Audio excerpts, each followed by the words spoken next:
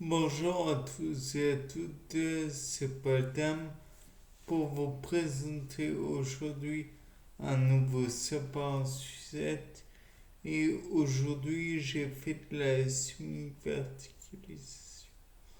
Semi-verticalisation, encore une fois, je veux remarcher donc ça me paraît être indispensable d'être le plus debout possible. Et bien que certains de mes amis me disent que je fais plutôt de très gros efforts, je considère que par rapport à ce que l'on doit faire quand on est en position verticale, que l'on marche et j'en passe, c'est peanuts. En effet, pensez un petit peu.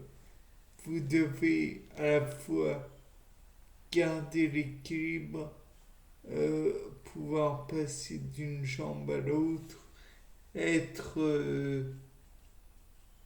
suffisamment équilibré au niveau de votre tronc pour ne pas tomber sur le côté ou en avant ou en arrière.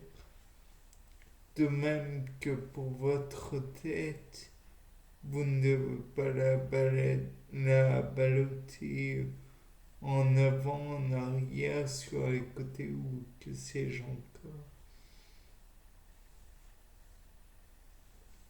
Et en plus, vous devez en même temps pouvoir parler, pouvoir réfléchir, pouvoir penser, pouvoir éventuellement écouter de la musique, écouter votre environnement, les différents stimulus de votre environnement doivent pouvoir atteindre votre corps sans vous déranger.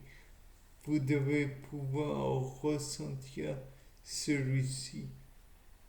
Il doit pouvoir vous apporter des informations sans pour autant que cela vous dérange. Donc je considère que je dois faire beaucoup pour redevenir bipède. À part ça, revenons à ma semi-verticalisation. J'ai cette fois-ci tenu à garder le calme genou, enfin, comment dire, l'objet qui me bloque les genoux afin de ne pas, voire même les jambes tout entières, pour ne pas déraper et perdre l'équilibre sur mon verticalisateur. C'est tout à fait normal, je pense. Puisque si jamais vous n'avez plus de possibilité de rester les jambes droites, entre guillemets droites, puisque au niveau du genou, on peut envisager qu'il y a un angle sous genou de 160 peut-être 160 degrés, ce qui n'est pas tout à fait 180 d'après moi. Mais bon, là n'est pas la question. Toujours est-il que cet angle doit pouvoir être compensé aussi entre le comment dire le fémur, le muscle, le principaux muscles, l'os du bassin et les abdominaux. Ça n'a pas grand-chose comme sens pour ceux qui ne voient pas trop de quoi je parle. Mais le fait est là.